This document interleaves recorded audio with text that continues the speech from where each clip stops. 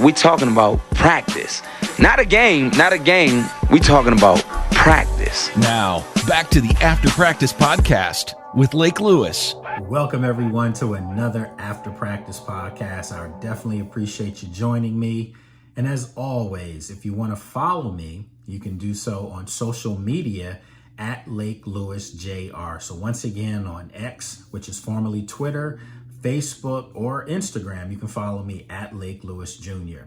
Then if you want to subscribe to the podcast, it's very simple, folks. If you want to watch the podcast via YouTube, you can subscribe at the Sports Journey Com channel.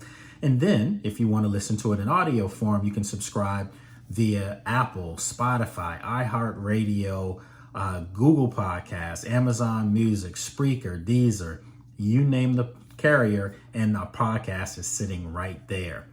And you can go to sportsjourney.com for some great content from myself and some of my colleagues. There's some great articles that just popped up over the last couple of days, so make sure you go to sportsjourney.com.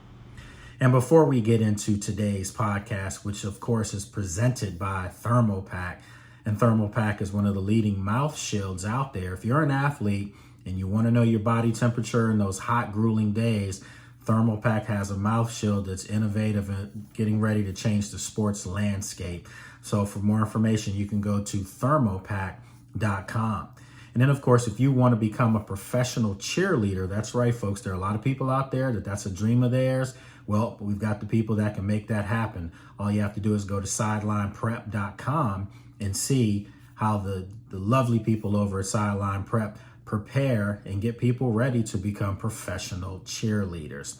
And then finally, our good friends over at Chill Skins. Chill Skins is an innovative cooling towel that in hot summer days, and the summer is steadily approaching right now, folks. Chill Skins towel, I'm telling you, used it. I say it all the time, use it during training camp, and I'm going to use it this year during training camp. It's so hot outside, but once you have that cooling towel, it makes it feel like a nice spring day for you. So make sure you check out our good friends over at Chill Skins at chillskins.com. The Washington Commanders, folks, they were on the clock in Detroit, and I think for my money, the Washington Commanders walked away with a haul as far as this year's draft.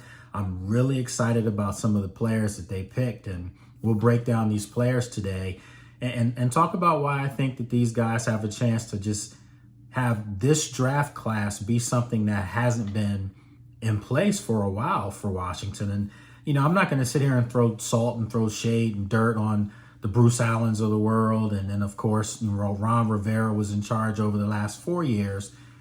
But the Washington Commanders draft classes have not been good. You may have gotten, one or two players per draft. But if you look at a draft class from 3 years ago, there's nobody on the roster. You can't have that. You can't have misses when you're drafting players that are supposed to turn around a morbid franchise. Well, I have an inkling that this year's draft class, we're going to be talking about the 2024 group as one of the classes that really got the ball rolling again for the Washington Commanders. I was thoroughly impressed with Adam Peters, Dan Quinn, and the brain trust in Washington for putting together a decisive plan on what they wanted to do, how they wanted to attack the draft. And it was a little bit of a combination of, players for need and best players available. And I think when you're a team that's not good, when you're a football team that's missed on so many pieces, you have to be able to be diverse in your approach. And I think that this draft class shows diversity as far as how it was prepared and how, these guys came about. So let's break it down.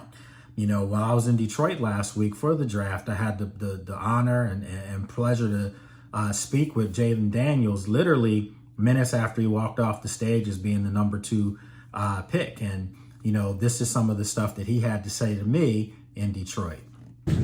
Coming to a historical team, what is the message that you would like to send to the fan base as far as just you being the face of it? I'm excited. I know the past history. You got, with Doug Williams.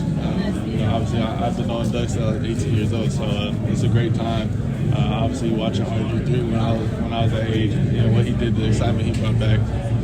He's just somebody that's very passionate about football. Is going to work hard and it's not going to be day one success, but, I'm ready to take the challenge. I'm ready to put my head down and work. And that's what I was going to tell you. Robert Buzz, the quarterback, he brought a buzz to the city that hasn't been there in a while. So now with you coming there, one of the things about D.C. is it's one of the most affluent places for African Americans, and obviously being African American, how do you feel like you'll embrace that? I'll embrace it fluently because I was one of those kids looking up to black QBs, and I want to give hope to any young black African American quarterback football player that they see me do it, they could do it too. As far as the pressure that you have when you were at LSU, how do you feel like that translates to the next level? Man, everything I've been in my life, man, pressure is just, it's just another thing, man. You can't let the pressure get to you, but, jokingly, I came into Death Valley after Joe Burrow, so that was a lot of expectations for sure. As far as the ensemble here, what motivated you with the look? This is my favorite color, so I wanted to wear my favorite color. I wanted to shine a little bit and have some fun with it. It's a special night for me. All right, man. Appreciate you. And as you can tell, the young man was just, he had a quiet confidence about him, and not arrogance, not cockiness. We've covered so many guys over the years in this profession, and you can tell when you first talk to a young guy if that guy's feeling himself, if that guy knows it's about him and it's me. I didn't get that at all from Jayden Daniels. I got a guy that was being very respectful, but at the same time was very sure of himself and very confident in himself. And, as you can tell from the interview, he paid homage to knowing the history. He knew who Doug Williams was. He understands his role as an African-American quarterback. The league has progressed, heavily into that realm now where you have multiple black quarterbacks around the league. And hopefully it gets to a point where we don't even have to talk about that. I don't have to mention that he's an African-American quarterback, just the fact that he's a really good quarterback. But the fact that he's aware of those things, the fact that he's aware of Washington, D.C., the town that he's going to, and for some of you out there, if you're not familiar, D.C. used to be known as Chocolate City because it had a very affluent African-American base there. Still does. It's still the wealthiest area in the country, and it's equally the wealthiest area in the country for minorities. So, again, Jayden Daniels is walking into a situation that will embrace him and allow the young man to thrive off the football field as well. So I was really excited about that. And just from the standpoint of on the field, what is there not to like about the guy? I know people keep saying that, he takes unnecessary punishment and hits, but you can say that for any quarterback. Hell, I could say that for Josh Allen, for the Buffalo Bills, who's one of the greats. He takes unnecessary hits. I understand he's a lot bigger than Jayden Daniels to take those hits, absorb some of those hits, but nevertheless, you still want your franchise piece to get down at time. So I think for Washington to be able to walk away with a potential franchise quarterback just really jumpstarts everything for the organization. They needed this. They needed this for the fan base. They needed this for the players in the locker room. They needed it from the staff in the building. They needed it from a morale standpoint to get things excited again, because how many times over the past several seasons or past decades actually have we seen their stadium be taken over and besieged by fans of the other teams?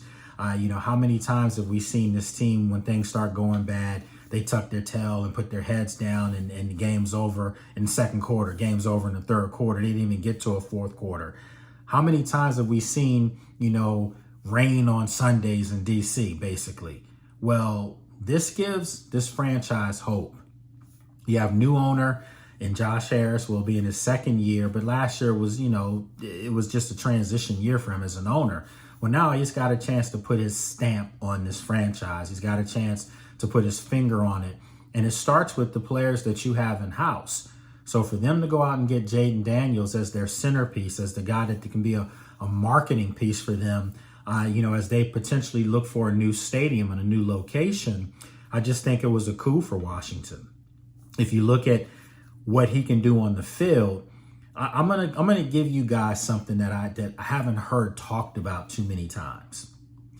If you're not sure about Jayden Daniels, all you have to do, and for me to try to help you be sure of this kid, is look at who his coach is, okay? And you're thinking, Dan Quinn, I'm lost, Lake. What are you talking about? Well, let me break this down for you. Dan Quinn's one of the best defensive minds in the NFL. You can say whatever you want about the hire. You can say whatever you want about the epic collapse in the Super Bowl with the Falcons against New England. Regardless, this guy is one of the brilliant minds, defensive minds in the NFL. Every stop he's been to, Atlanta, Seattle, Dallas, his defenses have been top 5, regardless, and they've been innovative. They've been defenses that cause turnovers, that wreak havoc, that play a violent, physical style of football, blitz-heavy style of football. Everything that Washington's defense has not been over the past several seasons. But I say all this, how does Jayden Daniels tie into this? I say this because Dan Quinn knows every team in the division. Every team he's had the game plan for. He's had the game plan for Daniel Jones in New York with the Giants. He's had the game plan for Jalen Hurts in Philadelphia with the Eagles. Hell, he's even had to put together some things to help his own team when he was in Dallas with Dak Prescott. So he's familiar with how to approach a defensive scheme against playmakers, against quarterbacks, really good ones too. Okay? Well, now his own eyes have recognized Jayden Daniels. He's recognized something special in Jayden Daniels where he's like, you know what? I want that guy. So if this guy, Coach Matt Ryan, this guy was on the coaching staff in Seattle with Russell Wilson when they were winning a Super Bowl and should have won a second one. We're not going to talk about not giving the ball to Marshawn Lynch, whole nother story, okay? The Dallas Cowboys offense over the past few years has been prolific. I mean, they have put points on the board and they have moved the ball around. Whether they, fizzle out in the playoffs, that's a whole nother story too. But Dan Quinn has seen successful quarterbacks. He's had to game plan for successful quarterbacks. He had to game plan for Tom Brady in the Super Bowl when he was the coach in Atlanta. So if you don't think that he sees in Jayden Daniels something special, you're mistaken. He does. He sees a dog. He sees a game changer, and finally Washington can have one. Why is it that everybody else can have it and Washington can't? Well, they feel like they have one. And for them to walk out of Detroit with Jayden Daniels as their number 2 pick and potential franchise caliber quarterback, you can't go wrong there. You just can't. You look at some of the other players in this draft.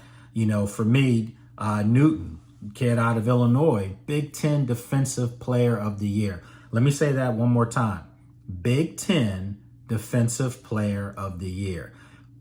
I don't care if you don't like the pick or not. I know some of you are saying, man, you took a tackle when you have all this money invested in the trenches already with John Allen and Daron Payne. Well, John Allen's contract's over next year. Not saying that he won't be in Washington, but what I'm saying is when you have a dog fall to you that most people, myself included, had going by the middle of the first round, he's sitting right there for you at your pick in the second round, you got to walk away with him. At that point, it becomes best player on the board is still sitting there. You don't walk away from that. You figure out how to put everybody together. But the point is you can never have enough great football players. And this kid was great in college. Not good, great. And he had an injury last year. So maybe some people don't know, he was at Illinois. And no offense to Illinois, because I do think that they've turned some things around with the football program at Illinois. But they're still going to pale in comparison to, the Michigans, the Ohio States, the Penn States, and now you have USC, UCLA, Washington, and Oregon coming into the Big Ten. It's going to be tough sleddings for Illinois. That's just the way it is. But Illinois has put out some really good defensive players over the past few seasons. Quan Martin, who Washington took last year in the second round, is familiar, obviously, with Jayden Newton. So I'm really impressed with that decision. I thought for them to make that move showed a lot of moxie. It was a gutsy call, and they didn't think about what the uninformed fan was going to think. They didn't think about how they were going to get sledded up and sprayed up in the media by people who didn't like the pick. Personally, I told myself this draft, if you walk away with Jayden Daniels as your quarterback, whatever happens after that with all those draft picks, I'm just going to sit back and watch, because one thing I do know, Adam Peters knows his stuff. And that's not what I wanted to say. He knows his stuff. Okay, let's just put it that way. I was impressed with what they did with that second pick by taking a guy that at a position that you really didn't need, but at the end of the day was just too good to let pass you by. And they walk away with him. I think they're going to run some base 3-4s at times, not all the time.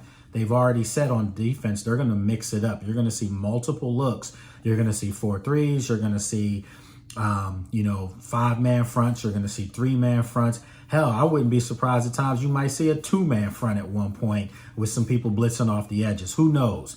But all I can say is you can never have enough great football players. And for them to pick up Jerzon Newton with that second-round pick, I thought was just absolutely phenomenal. You can't go wrong there.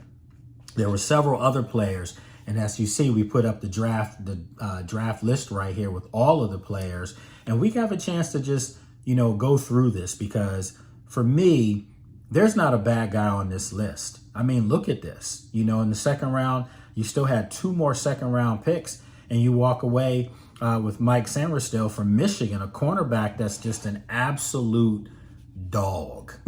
And I'm telling you, he's physical. He's tough. He has that Michigan way of going about things. And I mean, and look at this. Look at this tape right here. I mean, this guy gets after it. He's just one of those guys that Dan Quinn and new defensive coordinator Joe Witt Jr. talked about. These are the type of players that they wanted. So they get Mike Sainristil in the second round out of Michigan. And then they still had another second round pick, and they get Ben Sinnott from Kansas State. Now, this is a tight end that eerily similar, has that Travis Kelce look to his game. And he's a guy that I think will help that tight end room. They needed another tight end. One thing you have to understand about Cliff Kingsbury and his offense, everyone talks about the air raid offense. Well, Cliff Kingsbury uses a lot of 2 tight end sets in that offense. And I think for Washington, they wanted to make sure that they got the guy that for them was the best player available at that position and what they want to do. And I think for them to walk away with Ben Sinnott, who's also not just a really good pass-catching tight end with nimble feet, but he's a hell of a blocker. He's a guy that will come up and knock your block off. And he fits, again, the Dan Quinn, Adam Peters style of being a physical presence on the field, regardless of your position. So I think for him, he's got a really good thing going for him too. And I mean Sinnott, and that's because Zach Ertz. Zach Ertz was a free agent signing by Washington. Is really, I would say, outside of DC, has gone under the radar. And that's a huge pickup for this organization because, for one, he's a really good football player. I know he's at the later part of his career, but he's a former 3-time Pro Bowler when he was with the Eagles.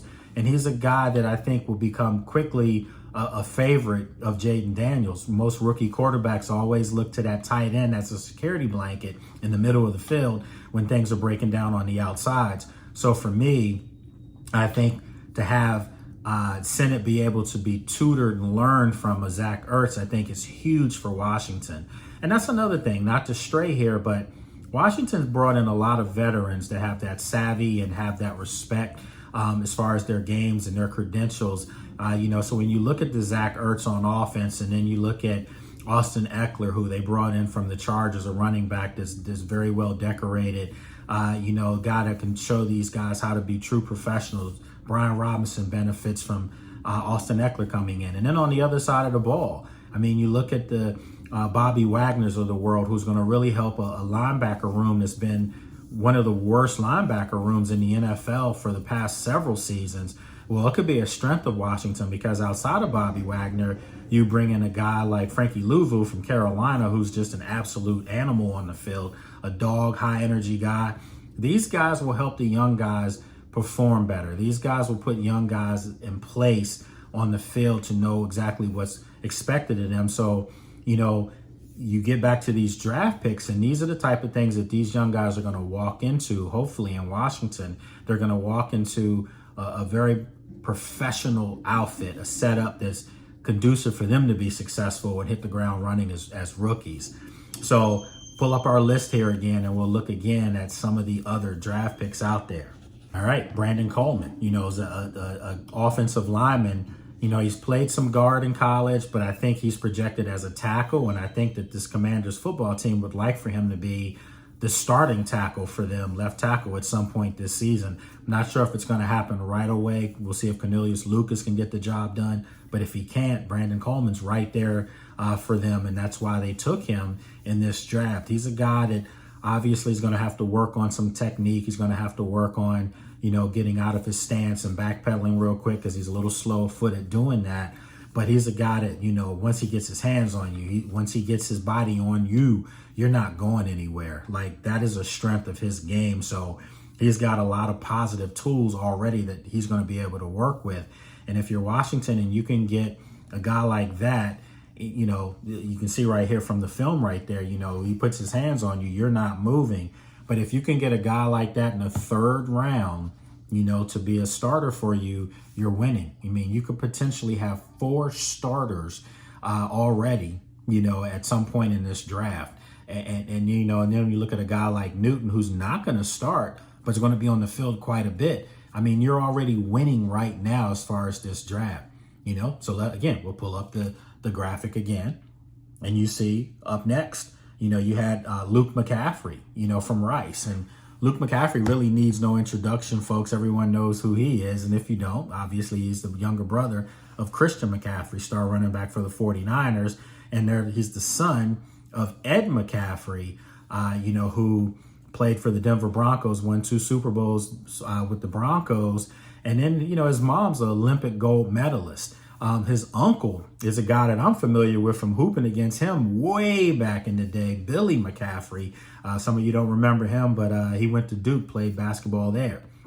So very athletic family. And I think for this guy to come into Washington, if you don't know much about his game, he's a tough guy, makes a lot of great catches, has really good speed. He's a 4'4" guy, but he's a physical football player, and he excels in the slot. And bingo, if you're the Washington Commanders, you need a slot guy now, because Curtis Samuel is no longer playing in Washington. And I don't think they want to put Jahan Dotson in the slot, although he and Terry McLaurin at times can definitely do that. So it'll be more of an interchangeable look. But I do think that McCaffrey by week 1 will be your starting wide receiver in the slot. So I think he will be wide receiver number 3. That's a coup for Washington. It really is, to be able to walk away with a player of that caliber and be able to get him on the field. So you can't go wrong with that. Okay, we'll pull the graphic back up. And who else do we have here? Jordan McGee, linebacker out of Temple. Get him in the 5th round. They had 2 5th-round draft picks, and to be able to get a guy like Jordan McGee is phenomenal, because he's another physical football player, plays fast, plays downhill, was great blitzing. And obviously Dan Quinn and Joe Witt Jr. want this defense to be blitz heavy. They're going to come after you. They're never going to be back on their heels. They're going to play going forward. And this guy right here, although, right here, he's in the 5th round, I still think that he has a legit opportunity to not just make the football team, but to get some really good, meaningful minutes on the field in some different packages, because he's that kind of talent. So as a 5th rounder, to be able to walk away with him, I think that's pretty phenomenal. All right, so who else do we have? Dominique Hampton, free safety out of Washington. And when I saw, so I'll give you a story. These are obviously Saturday picks, and this was, starting to get later in the draft in that day. And I had already made my way back to the airport in Detroit. Shout out to Detroit. You guys did an awesome job. I had a lot of fun over those 3 days in Detroit covering the draft. But I was at the airport at that time. So I figured I was going to miss, a good portion of day 3 once I had to leave, the facility to head back to the airport. And when I saw Washington had drafted, Dominique Hampton out of Washington, I couldn't believe it. If you go back and look at the tape of this guy, he's a headbanger. I mean, he's a guy that will come at you. And again, it fits everything that they want to do on defense. And all you got to do is look over the past few seasons in Dallas, and look at their safety play. I mean, look at even their corners. You had Bland, rookie last year at cornerback, led the NFL, I think, in interceptions, or was up there, but broke a rookie record. I mean, broke a record, NFL record for touchdowns and interceptions in a season. So again, the way they want to play, they want ball hawks, they want playmakers, and they want sure tacklers back there. And then if you look at the safety play of the Cowboys, those guys were coming in and laying wood on people. They were putting shoulder pads on people, in their chests. And this is the type of player that Dominique Hampton is, and I'm really excited for him to be in the burgundy and gold. And yeah, although it's a 5th round pick, again, this guy has a chance to crack the lineup. I'm not saying start, because that's not going to happen, but he has a chance to get meaningful minutes back there at a position now that's looking really good. I mean, you have Jeremy Chin, who you brought over from the Carolina Panthers via free agency.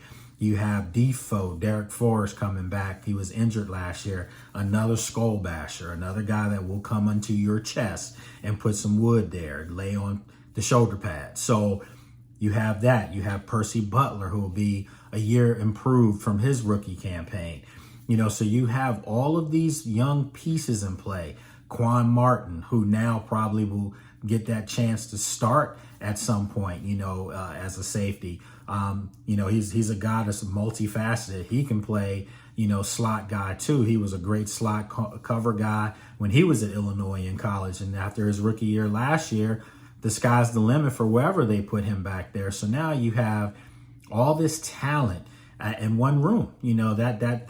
That secondary now looks much better than what it did before the draft because of the Dominique Hamptons and the Mike Sainristil. So I'm really impressed again with what they did. And then finally, their final pick, which was a 7th rounder. After so many picks early in the draft, you were like, you forgot that Washington had a 7th rounder. And some people used to look at those picks as throwaway picks. But I think with the emergence of Brock Purdy in San Francisco, remember, Brock Purdy was Mr. Irrelevant. But because of his emergence now as the 49ers potential franchise quarterback, they're going to have to pay him as such. I think people, still stayed alert. People were still taking the energy drinks and, eating energy bars to make sure that they got it right in the 7th round. And for Washington to be able to walk away with Javonte Jean-Baptiste from Notre Dame, a guy that, a defensive end that can come off the edge. He's a guy that I think has some tools in the bag that I think that he can work with. And I think if he gets the right coaching, which I'm sure he will, don't think that this is a guy that's just going to be, maybe practice squad if he doesn't make it, or if he gets, any chance at all, it's only on special teams. No, this is a guy that should be able to get a couple reps in these games, meaningful football games, regular season football games. And that's why I say, folks, when you go back and you look at this year's 2024 Washington Commanders draft class, it's got the makings of something special. I'm not trying to sell you the Kool-Aid. Hell, I don't even drink Kool-Aid. It's too much sugar in it. And if you drink Kool-Aid, I wouldn't recommend it. However, I'm just trying to sell you legitimate hope from me studying players. I'm no draft expert. This is what I do for a living. So I'm pretty comfortable with how I assess some things, but I'm not Adam Peters. Make no mistake about that. But I trust what Adam Peters sees. I trust what he does. And I saw this in San Francisco. I like what he does, and I like the way his mind is. He is a scout before anything else. That's who Adam Peters is. He's a scout first. And I think for him to be able to come into Washington in his first ever draft, walk away with this is a haul, folks. This is a haul. And everything about these players, that if there's one word that you can sum up this whole draft class, each one of these guys is competitive. There's nothing about this group coming in where one of these guys is going to lay down or one of these guys doesn't feel like they belong. These guys are coming in with the intentions of being great NFL and Washington Commanders players. And I'm really excited about seeing how this thing progresses and being able to go out next week and see them in rookie camp. I just want to see how they look out there. And, I know there's a different buzz in the building. I was told that by, PR person. It's just different. Everybody seems a little bit more upbeat.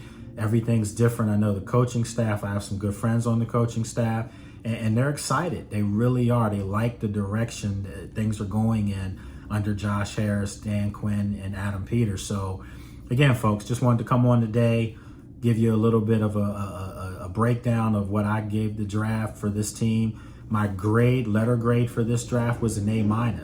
Only reason I didn't give it a solid A or A+ was because they still have to prove it on the field. But as far as what I see and as far as what I know from these players, this is an A- draft, and it's clearly one of the top 5 in the NFL for all teams. I might throw the Steelers up in there. I might throw the Chargers up in there, the Bears up in there, maybe even the Vikings for that matter. The Eagles weren't too far, and I know there was a trade between Washington and Philadelphia where people were like, what are you doing, Washington? You can't trade with a divisional rival. Well, if it gets you some of these guys on this board, I think that you have to make that trade, and you think that you're just going to beat Philly when you play them. That's how it goes. So anyway, folks, definitely appreciate you joining me on today's After Practice podcast. As always, you can follow me on social media, once again, at Lake Lewis Jr., Lake Lewis Jr., and that's on every social media carrier. It's all the same. And then, of course, if you want to subscribe to the podcast, once again, you can subscribe to it if you want to watch it via YouTube on the Sports Journey Com channel. And then if you want to subscribe via audio carriers, every major audio carrier from Apple to Spotify to iHeartRadio, it's all on there. All you have to do is look up After Practice Podcast with Lake Lewis. Appreciate you joining me. As always, be safe out there and have a good one. We'll see you soon.